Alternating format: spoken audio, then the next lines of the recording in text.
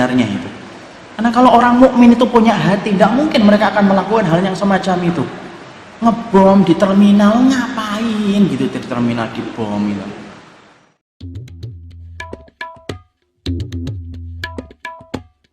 Pun kaum muslimin kecuali dipimpin dengan kepemimpinan yang benar, maka yang dilakukan oleh para sahabat saat itu adalah mencari pemimpin setelah Rasulullah meninggal, sampai akhirnya mereka sepakat untuk mengangkat Abu Bakar untuk menjadi pemimpin setelah beliau untuk meneruskan ke tugasnya Rasul, yaitu adalah menjaga agama dan mengatur kehidupan dunia ini dengan petunjuk syariat yang disampaikan oleh Rasul.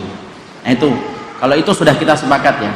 Jadi kalau kita sudah bicara khalifah, di mana khalifahnya sudah menjalankan kitabullah, khalifahnya sudah menjalankan tugas dan kewajibannya, yaitu menjaga agama dan mengatur dunia dengan agama, maka kita sepakat bahwasanya itu kita wajib untuk taat dan kita wajib untuk mengikuti apa yang disampaikan. Tidak boleh kita menyelisih perintah-perintah mereka ketika kondisinya ideal semacam ini.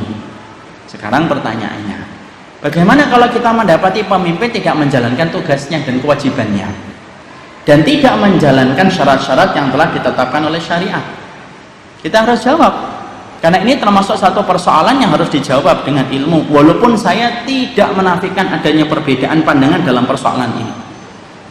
Makanya kita jawab dulu, bagaimana kalau pemimpinnya tidak menjalankan syarat-syarat yang telah ditetapkan oleh syariat? Dia tidak hirasatuddin, dia tidak siasatu dunya biddin, maka apa yang harus dilakukan oleh seorang mukmin?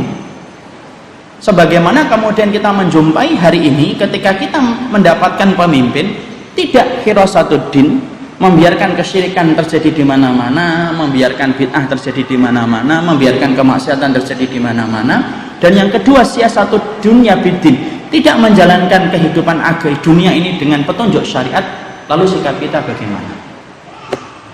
Nah, di sini ada sebagian dari teman-teman kita yang mengatakan tetap taat, wajib apapun itu, dan tidak boleh sama sekali untuk kemudian kita itu menyelisih sedikit pun, dan siapapun yang menyelisihinya maka kemudian dia terkena paham dengan pemahaman Khawarij.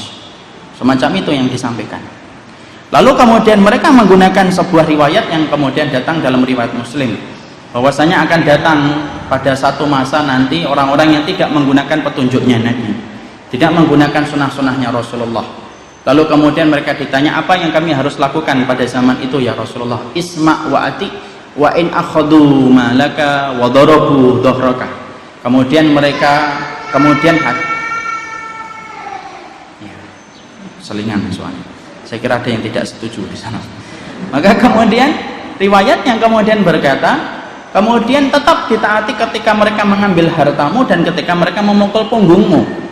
Hadis itu yang akhirnya menjadi satu-satunya dalil bahwasanya sedikit pun kita kalau kemudian mendapati adanya orang yang sudah menjadi pemimpin, tidak sedikit pun untuk kemudian ditentang, tidak boleh sedikit pun untuk kemudian dikritik, tidak boleh sedikit pun untuk diingkari kemungkarannya, bahkan kemudian didiamkan saja. Karena sesungguhnya apa? Sudah, walaupun kita dipukuli punggung kita, walaupun kita diambil itu harta kita, diam saja, serahkan hartanya, serahkan punggungmu untuk dipukuli. Itu sebagian dari saudara-saudara kita berkata dengan dalil itu. Sebagian dari saudara-saudara kita mengatakan tidak. Sebagian dari saudara-saudara kita ada yang kelewatan. Antitesa dari kelompok yang pertama, ada kelompok yang kedua apa? Dikafirkan. Semuanya dari perangkat yang paling tinggi sampai paling bawah semuanya kafir. Presidennya kafir, wakil presidennya kafir, menterinya kafir, RT-nya kafir. Semutnya aja mungkin kalau bisa dikafirkan, dikafirkan. Sampai kemudian semuanya dikafirkan. Sampai kemudian dia memandang semuanya yang tidak berhukum kepada kitabullah dan sunnah semuanya jadi kafir. Dan akhirnya apa? Mereka mengkafirkan orang dengan begitu mudah. Mereka mengkafirkan orang dengan begitu gampang, padahal persoalan pengkafiran itu bukan masalah kecil, tetapi itu masalah yang berat di sisi Allah, karena sudah vonis dan itu sudah qadha, dan qadha tidak diserahkan kecuali orang yang beriman. Ada kelompok antitesa yang kedua. Dua-duanya kita jumpai atau tidak? Kita jumpai. Antum malah kan melihat ada orang yang mengatakan, kalau sedikit kita mengatakan ini ada keputusan tidak sesuai dengan kitabullah dari pemerintah, udah diam aja, antum jangan terkena benih-benih Khawarij. Padahal saat itu kita sedang menyampaikan sesuatu yang mungkar dan sesuatu yang salah untuk diluruskan sesuai dengan petunjuk kitabullah. Tapi antum juga pernah kan menemukan ada orang yang kemudian dikit-dikit kafir, dikit-dikit kafir. Terus saya itu dua-duanya ketemu, Pak. Masya Allah. Dua-duanya saya ketemu. Dan dua-duanya dalam masalah yang berkaitan tentang pernikahan. Mungkin tidak percaya, tapi saya ceritakan kisahnya. Saya itu pernah ngantar sahabat saya. Saya ingin cuma memberikan contoh ini supaya kita paham dua-dua kelompok itu kok ada. Sahabat saya mau nikah. Sudah ketemu dengan akhwatnya, sudah cocok dengan akhwatnya, dan dalam ta'arufnya, ta'aruf itu berkenalan, itu nandor tahu ya, nandor itu ketemuan. Karena kalau kita menikah itu harus melihat wajahnya. Jangan mentang-mentang antum mengatakan saya sudah beriman Ustaz, saya tidak butuh wajahnya. Alah, tidak usah gitu. Nanti nikahnya nyesel 7 turunan antum ya. Lihat, karena dengan melihat itu kita akan mengabadikan perasaan kita. Dia sudah ketemu nandor, cocok dia. Ketika cocok, kemudian dia sudah senang. Kelihatannya sang akhwat akan menerima saya. Pulang dari nandor, saya antar itu naik motor. Beberapa tahun yang lalu, 8-9 tahun yang lalu. Saya tanya di motor itu, gimana akhwatnya? Terima antum atau enggak? Kelihatannya senang. Saya ini ikhwan yang tidak pantas dilewatkan. Dia sempat bercanda. Makanya sudah senang, alhamdulillah. Ternyata sang akhwat tiba-tiba mengirimkan pesan melalui mediator yang ketiga, minta ketemu lagi. Sang mediator menyampaikan kepada sahabat saya yang saat itu di Fakultas Syariah, pulang, kemudian ketemu kembali, dan ketika ketemu kembali sang akhwat menyodorkan nama-nama. Antum kalau melihat fulan ini kafir atau enggak kafir? Kaget.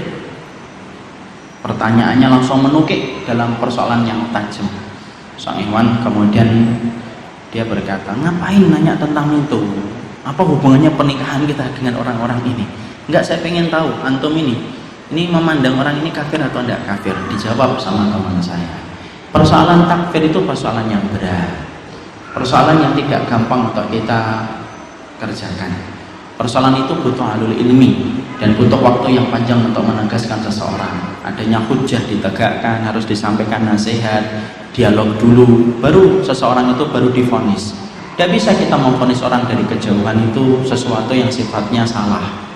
Intinya dia tidak mau berkata tentang nama-nama itu karena dia tahu bagaimana kaidah kita sikap Ahlussunnah ketika mengkafirkan dan menyesatkan orang. Sudah, pertemuan kedua pisah. Datang itu SMS tadi malamnya, maaf akhi, kelihatannya saya tidak melanjutkan proses ini. Masya Allah.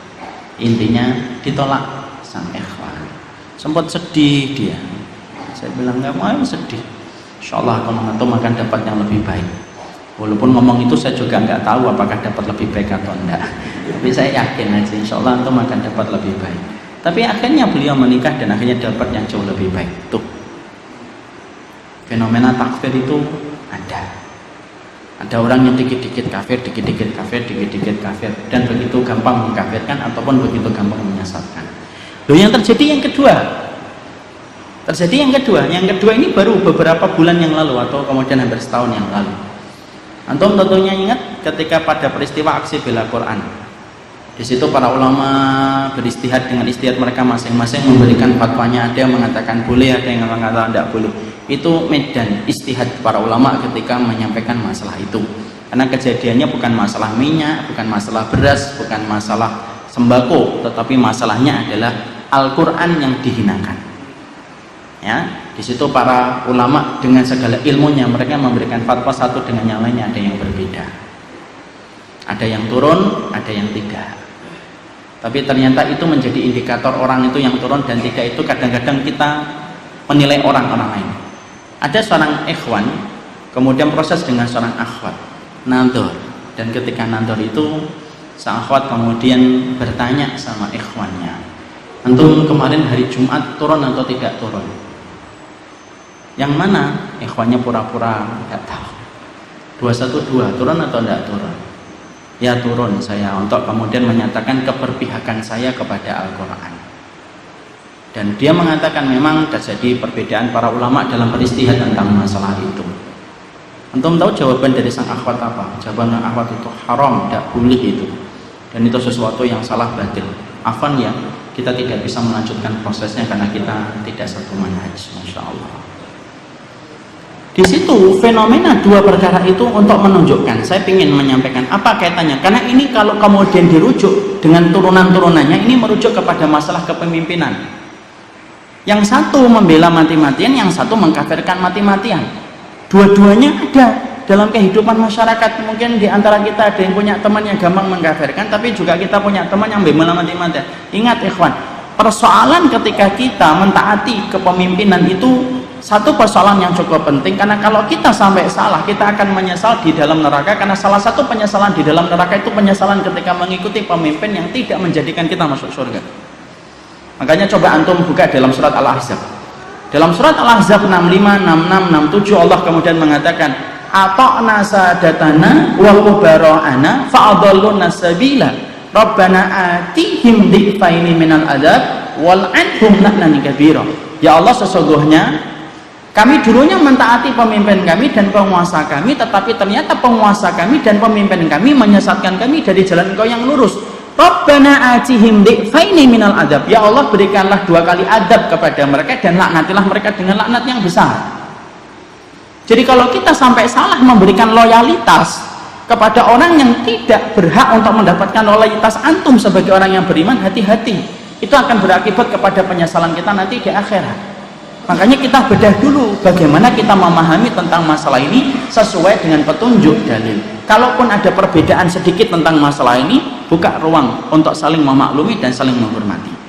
Sekarang mari kita membahas tentang masalah yang tadi kita sampaikan. Gimana tentang hadis yang tadi dalam riwayat Muslim? Wa in akhadhu malaka wa darabu dhahraka. Bagaimana memahami hadis bahwasanya kita tetap taat walaupun dia ngambil harta kita dan kemudian dia itu memukul punggung kita. Maka kemudian para ulama lalu menerangkan di sini, Dalul Qutni mengatakan dalam masalah hadis ini mursal. Jadi kemudian di situ ada penambahan yang tidak dikenal oleh para ulama hadis yang lainnya. Apa penambahan yang tidak dikenal dalam riwayat Muslim tadi? Penambahannya itu adalah wa in akhadhu malaka wa darabu dhahraka. Kalau mereka ngambil hartamu, mukul punggungmu, itu tambahan. Dan tambahan itu adalah tambahan yang sifatnya tidak diterima oleh banyak ahlul ilmi yang lainnya. Dan masalah itu sudah disampaikan panjang lebar tentang masalah syarh dari hadis ini. Penjelasan dari hadis yang tadi kita sampaikan dalam riwayat Muslim, bahwasanya ada riwayat-riwayat yang masih diperdebatkan oleh para ulama, karena tidak semuanya riwayat di dalam Muslim itu semuanya pasti sahih. Ada 1-2, walaupun jumlahnya hanyalah beberapa bilangan saja, tidak banyak, tapi ada beberapa hadis yang dikomentari dan masih menjadi titik perbedaan di antara para ulama yang lainnya. Itu yang pertama. Yang kedua adalah menafsirkan ataupun memberikan syarah pada hadis itu. Maka hadis itu Bapak dan Ibu bukan satu-satunya hadis, tetapi ada banyak hadis yang lainnya yang kita baca. Termasuk di antara tidak sempurnanya kita menuntut ilmu dalam masalah riwayat adalah kalau antum menggunakan satu hadis tetapi antum membuka hadis yang lainnya, itu salah. Karena terkadang satu persoalan itu banyak riwayat-riwayat yang disampaikan Nabi dalam satu persoalan. Makanya di dalam bahasa kaidah usulnya ada yang dinamakan al-jam'u fir riwayah. Kumpulkan riwayat dulu baru disambil kesimpulannya. Tidak boleh ambil kesimpulan hukum dari satu hadis, itu tidak boleh. Itu tidak diperkenankan di dalam Islam. Jadi tidak boleh kita ngambil kesimpulan hukum satu, tetapi kemudian memakai satu dalil, kemudian kita menghukumi hukum itu dengan satu dalil, itu tidak boleh. Kumpulkan dulu riwayatnya, baru kemudian kita akan menentukan hukumnya. Sekarang mari kita baca. Sesungguhnya hadis yang tadi disebutkan itu kemudian akan kita dapatkan berbeda dengan hadis-hadis dan kemudian riwayat-riwayat yang disampaikan oleh Rasulullah SAW. Yang mana nanti tugas kita untuk mengumpulkan. Makanya kemudian Rasulullah SAW menyampaikan di dalam satu hadisnya, Inna dima'akum wa amwalakum wa a'radukum wa absyarakum haramun alaikum. Rasulullah sudah mengatakan kepada kita, sesungguhnya darah kalian, harta kalian, kehormatan kalian dan kulit kalian itu haram atas kalian dan tidak boleh kalian saling mengganggunya. Itu jelas. Berarti namanya hartanya bapak, hartanya saya, pakaianmu, pakaianku, kehormatanmu, kehormatanku, itu sudah diharamkan oleh Allah untuk diambil tanpa hak. Gak boleh atas nama kemudian kita ngambil itu. Makanya kalau kita tadi amalkan hadis tadi, bahaya itu. Apalagi kalau kemudian sampai diamalkan sama pemimpin yang kemudian sudah punya keinginan untuk mendolimi, udah akan kemudian ngambilin, dolimin, lalu kemudian kita mengatakan boleh saja. Padahal itu ternyata kita dapati dalam riwayat yang lainnya, kita sudah mendapati Rasulullah sudah mengatakan haram hartamu, kemudian hartamu, kehormatanmu, kemudian apapun yang kalian miliki, kecuali kalian diharamkan untuk diambil oleh orang lain kecuali dengan cara yang hak. Tidak boleh orang itu ngambilin harta saya seenaknya, itu tidak boleh. Makanya kalau kita diambil hartanya, kita bela harta kita mati-matian sampai kita mati, makanya mati kita mati syahid, karena dihitung sebagai mati yang memperjuangkan kehormatan yang hak kita yang telah dijaga hak itu oleh Allah. Makanya kejadian di Bekasi, di Summarecon, ketika misalnya yang ditodong itu mati ketika dia mengajak untuk duel sampai dia yang mati, maka dia matinya dihukumi sebagai mati syahid ketika menjaga hak yang telah Allah berikan kepadanya. Dalam riwayat yang lainnya kemudian kita juga mendapati ada hadis-hadis yang kemudian tidak hanya satu. Hadis-hadis yang disampaikan Rasulullah tentang masalah kepemimpinan itu hadisnya banyak, dan jangan disampaikan hanya satu hadis tetapi kita meninggalkan banyak hadis-hadis yang lainnya, itu tidak ma'ruf. Sama ini kalau masalah antum membaca iftitah, antum baca iftitah ada yang membaca Allahumma ba'id, tapi antum harus baca ada riwayat-riwayat yang lainnya. Kalau antum hanya membaca iftitah itu Allahumma ba'id, antum akan salahkan setiap orang yang tidak membaca Allahumma ba'id baini wa baina khotoyaya. Kenapa? Antum hanya membaca satu hadis tetapi antum tidak membaca hadis yang lainnya. Makanya penting kumpulkan dulu ada hadis-hadis yang lainnya, baru kemudian kita ambil bagaimana kesimpulan hukumnya. Masalah kepemimpinan juga kemudian disampaikan oleh Rasulullah SAW. Rasulullah kemudian mengatakan dalam satu riwayat dari Ummu Husain, dari kemudian riwayat yang sahih, Rasulullah SAW mengatakan bahwasanya isma'u wa ati'u wa in tamara alaikum abdun habasyun ma aqama fikum kitabullah. Makanya Rasulullah SAW kemudian menyampaikan dalam satu riwayat yang lainnya, dengar, taat sama siapa? Yang memimpin kalian. Walaupun yang memimpin kalian abdun, hamba, habasyun dari Ethiopia, majdu'un, buntung, keriting rambutnya. Tapi apakah hadisnya berhenti pada kata-kata itu? Enggak, ada lanjutannya. Ma'aqama fikum kitabullah, selama kemudian dia menyampaikan kitabullah. Jadi siapa yang mendapatkan ketaatan penuh dari diri kita ketika kita menjadi orang yang dipimpin? Yaitu ketika antum mendapati pemimpinmu itu adalah pemimpin yang kemudian dia menjalankan kitabullah. Berikan ketaatan, persis analoginya sebagaimana istri kepada suami. Kapan suami itu ditaati? Suami ditaati selama kemudian dia memimpin keluarganya dengan kitabullah dan sunnah. Makanya kemudian dia berikan semuanya kepada suaminya, dan suaminya itu akan menjadi pintu surganya. Kapan? Ketika semua kebijaksanaan, keputusan, semua perintah dan larangannya tidak keluar dari kitabullah dan sunnah. Kalau keluar dari kitabullah dan sunnah, tidak ada ketaatan kepada makhluk dalam rangka bermaksiat kepada Allah. Itu yang pertama. Jadi kalau kemudian ada pemimpin sudah tidak menjalankan kitabullah, mungkin dia pemimpin tapi tidak menjadi ulil amri yang syar'i. Karena kapan seseorang itu disebut dengan ulil amri yang syar'i? Ketika semua rukun sudah dipenuhi olehnya, ketika semua rukun sudah kemudian dilaksanakan olehnya, barulah seseorang itu disebut dengan ulil amri yang syar'i. Mungkin pemimpin tapi tidak disebut dengan ulil amri yang syar'i. Itu yang kita baca. Kemudian kita mendapati ada hadis dari Ubadah bin Samit. Rasulullah SAW kemudian menyampaikan, sayali umurakum min ba'di rijalun yu'arrifunakum ma tunkiruna wa yunkirun wa yunkiruna alaihi ma ta'rifun fala ta'ata liman asallah. Maka kemudian akan memegang satu urusan pemerintahan di antara kalian sepeninggalku. Orang-orang yang memperkenalkan kepada kalian amalan yang kalian ingkari. Akan datang satu masa, ada satu pemimpin yang memperkenalkan kalian pada satu urusan yang kalian ingkari. Mengenalkan kita contohnya dengan riba, padahal riba kita ingkari. Mengenalkan kita kepada kemaksiatan, padahal kita kemaksiatan kita ingkari. Lalu mengingkari amalan yang kalian ketahui dan kalian amalkan. Maka Rasulullah mengatakan tidak ada ketaatan bagi mereka yang durhaka kepada Allah. Itu hadis yang kedua. Hadis yang lainnya kemudian Rasulullah SAW kemudian juga menyatakan, innaha satakunu ba'di umara'u yakdibuna wa yatlimuna faman dakhala alaihim fasaddaqahum wa a'anahum ala dhulmihim falaysa minni. Maka Rasulullah mengatakan dalam hadis yang lainnya dalam riwayat Imam Ahmad, akan ada setelahku para pemimpin yang berbuat kedustaan dan kedzaliman. Dia dusta, zalim. Barang siapa yang mendatangi mereka lalu membenarkan kebohongan mereka, membenarkan kedzaliman yang dilakukan oleh mereka, kata Rasulullah, dia bukan termasuk umatku dan dia tidak akan berkumpul dengan aku di telaga Al-Kautsar, kata Rasul.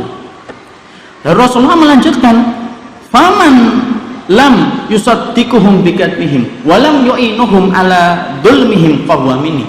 Tapi siapapun yang mendapatkan pemimpin yang melakukan kejahatan, kedzaliman, lalu kemudian kalian tidak menolong atas kedzaliman mereka dan tidak membenarkan kedzaliman yang mereka lakukan ketika mereka menzalimi muslimin, maka siapapun yang tidak membenarkan mereka dan tidak menolong mereka atas kedzaliman mereka, kata Rasulullah, fahuwa minni wa ana minhu wa huwa waridun alayyal haud.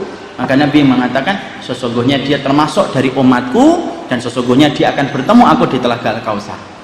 Jadi ada orang yang mereka tidak akan bertemu dengan Rasulullah di telaga Al-Kautsar. Siapa? Yang mereka mendapati pemimpin melakukan kezaliman, melakukan kejahatan, meninggalkan kitabullah dan sunnah, lalu membenarkan, lalu menolong mereka setelah kedzaliman, mendiamkan setiap kedzaliman dan kejahatan yang mereka lakukan. Maka Rasulullah sudah wanti-wanti kepada umat yang semacam ini, laisa minni walastu minhu. Saya tidak termasuk darinya dan dia tidak termasuk dariku, dan dia tidak akan bertemu dengan aku di telaga Al-Kautsar. Itu kata Rasulullah. Maka kemudian Rasulullah juga menjelaskan dalam hadis yang lainnya, innama akhafu ala ummati al-a'immatal mudillin. Yang aku khawatirkan dan aku takutkan adalah pemimpin-pemimpin kalian yang menyesatkan kalian dari kitabullah dan sunnah. Hadisnya sahih dalam riwayat Abu Dawud, Tirmidzi, kemudian disampaikan pula oleh Darimi dan disampaikan di dalam sahihnya Sahih Al-Albani. Makanya Rasulullah menyampaikan, sesungguhnya yang aku khawatirkan untuk kalian itu adalah pemimpin-pemimpin yang menyesatkan kalian dari jalan Allah yang lurus.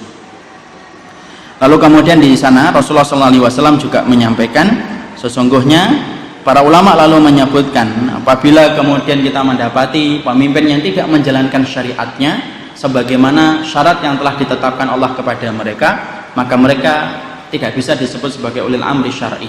Kita hanya bisa menyebut sebagai presiden, tetapi tidak bisa menyebut secara hak sebagaimana penempatan yang ditempatkan di dalam penempatan ulil amri yang syar'i.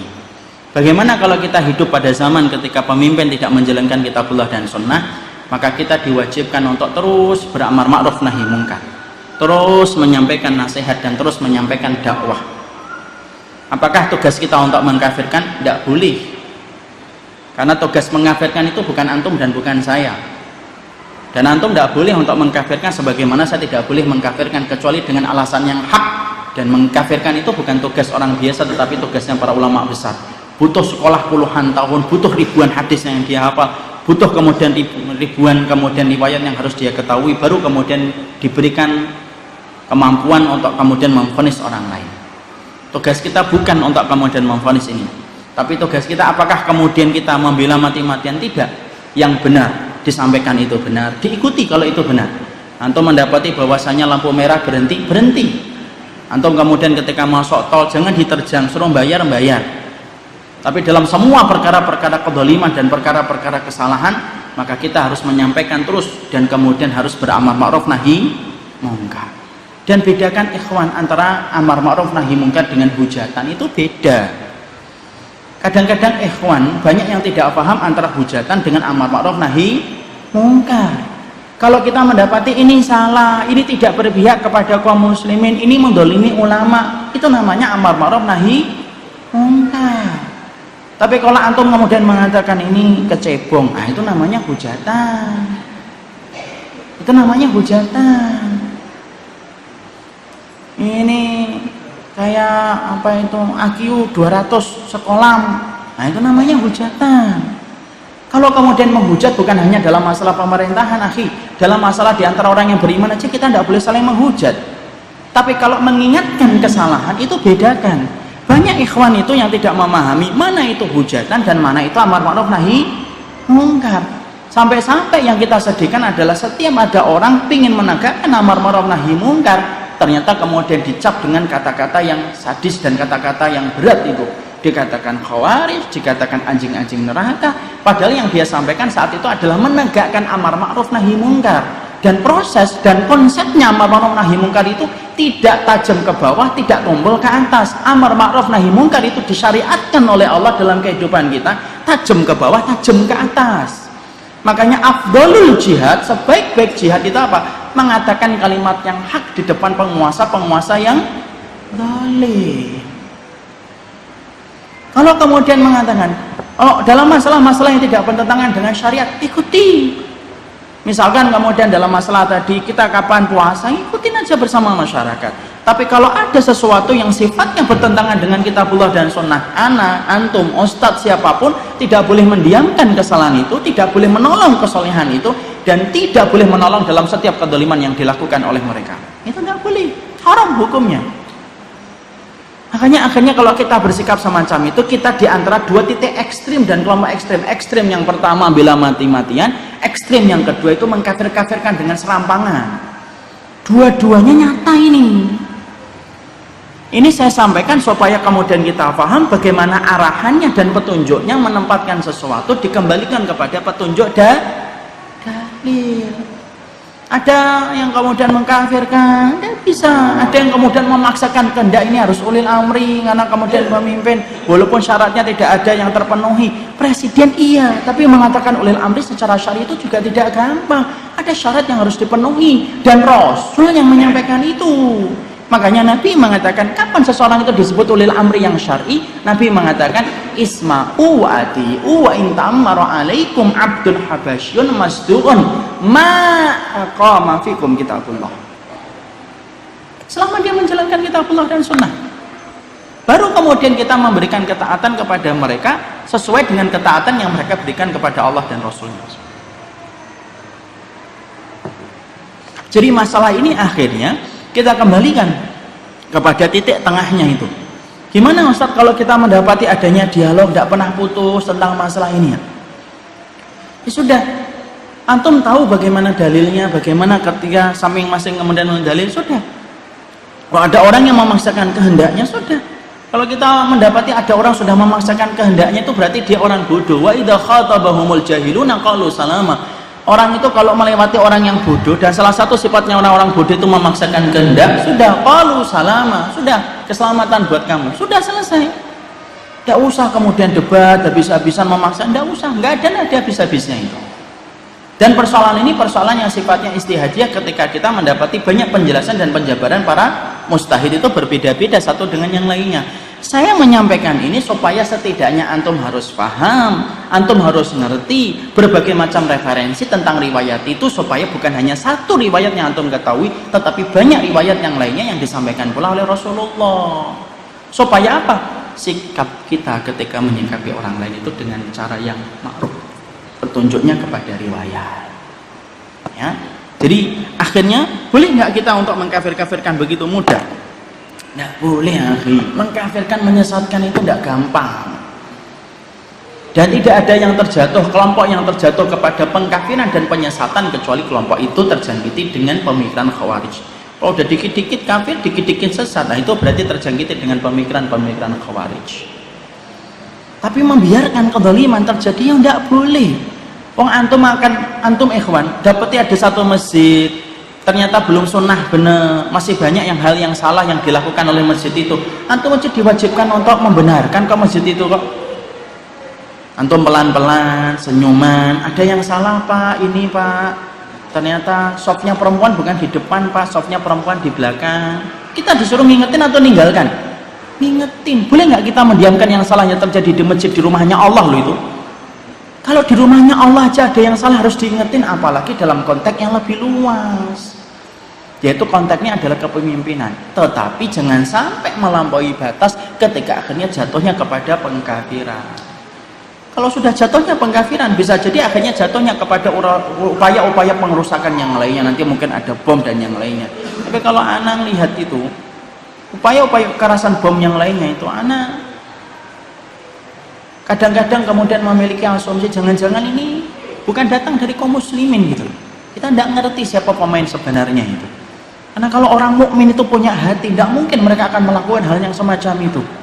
Ngebom di terminal, ngapain gitu di terminal dibom itu. Jangan-jangan dia preman yang terluka hatinya ketika ditolak cintanya sama penjual kopi di pojok terminal. Nggak ngerti lah. Masa ngebom di terminal? Kayak gitu kan kejadian tahun lalu. Saya ngitir, ini apa benar ini dilakukan seorang muslim? Ada sampai kemudian ngebom bersama anaknya. Itu apa benar? Benar-benar bahwasanya itu adalah, jangan-jangan ada banyak konspirasi di sini. Wallahu a'lam bishawab. Tapi yang jelas kalaupun itu dilakukan oleh seorang muslim, pastikan muslim itu adalah khilaf dia, salah besar dalam apa?